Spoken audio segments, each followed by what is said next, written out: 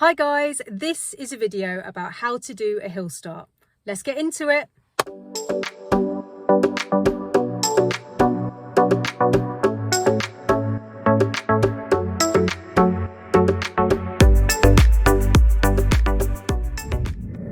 Hi guys, okay, so I've come to a really busy hill in Cheltenham where I work. I hope the audio is okay because this is really busy, but this is a test hill that I've come to.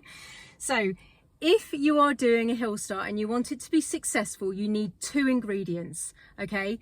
So I always say to my students, visualize two boxes that you can tick. So the first box that you want to tick is that you've got enough energy. So you need 2000 revs of energy, okay? So set the gas at 2000 revs. Watch the rev counter go to 2000. That's your energy. That's what you need to help you go up the hill. It's very important.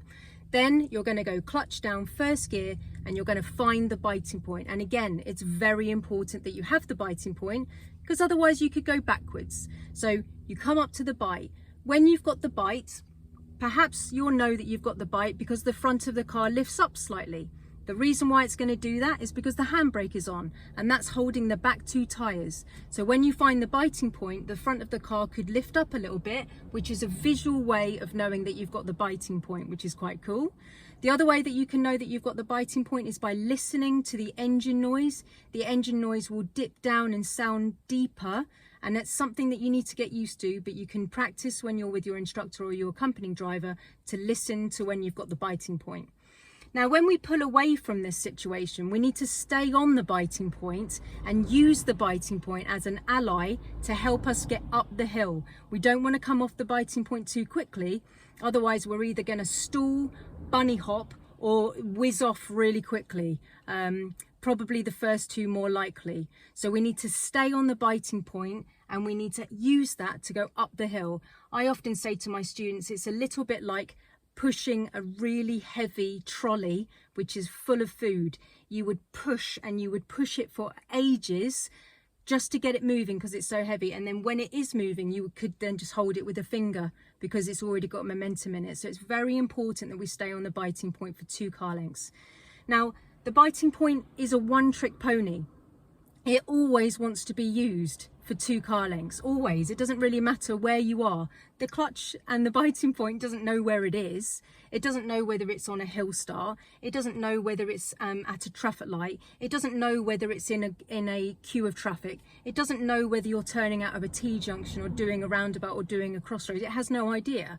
But what the biting point wants is for you to stay on it for 2 car lengths. So when I'm mucking around with my students and trying to make things memorable for them, I often say to my students, the clutch and the biting point, she's a diva. She's a proper diva.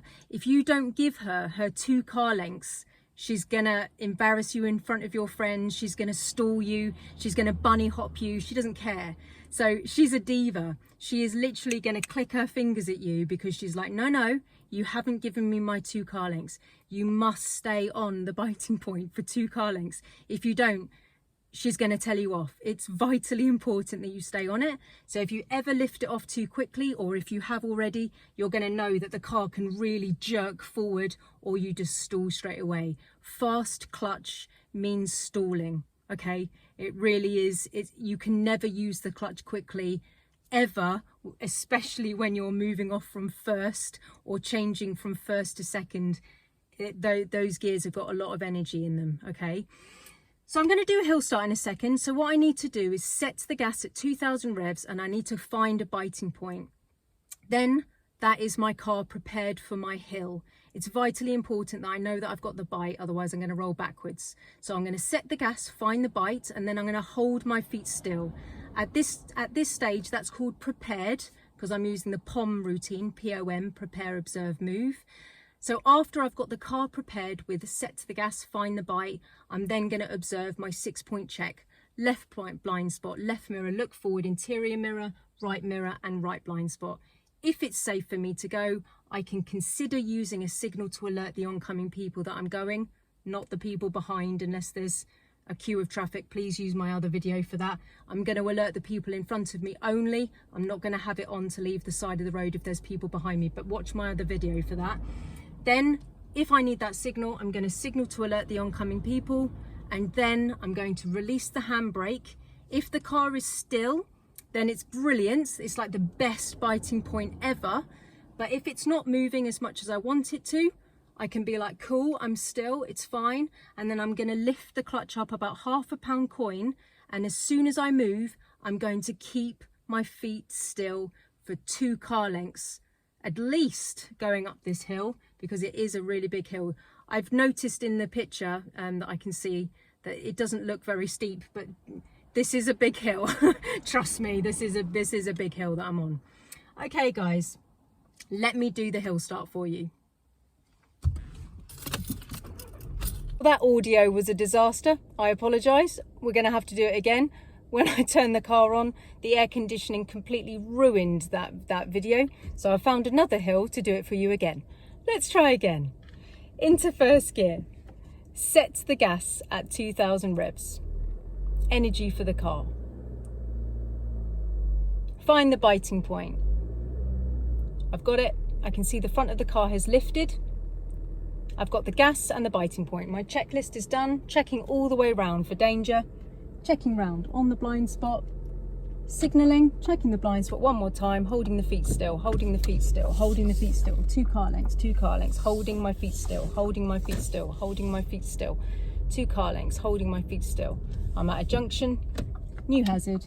Looking left and right. Holding my feet still for the new hill that I'm on. New hill that I'm on. 2 car lengths of space. Hopefully that is better. Okay guys, so I really hope that helps. So just think of it as a checklist, the 2 boxes, tick them in your mind, yeah? 2000 revs of gas, tick, I got it. I've got the energy for my hill, yeah? If you don't have the energy, you might stall, yeah? The car needs energy for the hill. So I often call them bananas. You can go for a run without a banana, right? But the run is so much better if you have a banana. So I always say, set the gas at 2 bananas, yeah? Anything to make it stick, right? And then the biting point itself should feel like a dog on the end of the lead. You can feel it tugging, but it's not a big dog. It's a little chihuahua, yeah? So you set the gas, tick on the checklist, and then you come up to the biting point. That biting point should feel like there's a dog on the end of the lead that's alive and kicking and ready to go, but it's a little chihuahua. It's just there, you can feel it. Don't allow that biting point to feel like you've got a Great Dane on the end of the lead, yeah, shaking, like labouring. Nah, it's going to stall, or when you release the handbrake, if you do make it without stalling, you are gonna absolutely rush off, and you're probably just gonna bolt out of that position, which will not feel pleasant at all. So find the biting point, like there's a little dog on the end of the lead. Yeah, I can feel that. Yeah, I've got it. It's very important that you can feel the biting point. Don't guess where the biting point is. Don't think to yourself, oh, I've come up enough and I think that's where my biting point is, because you might not have it, right? Hill starts, it's very, very, very common for a student to be pulled up on the left and they don't even have it in gear when they pull away. So they're so nervous on their driving test that they pull up on the left and then they don't even put it into gear.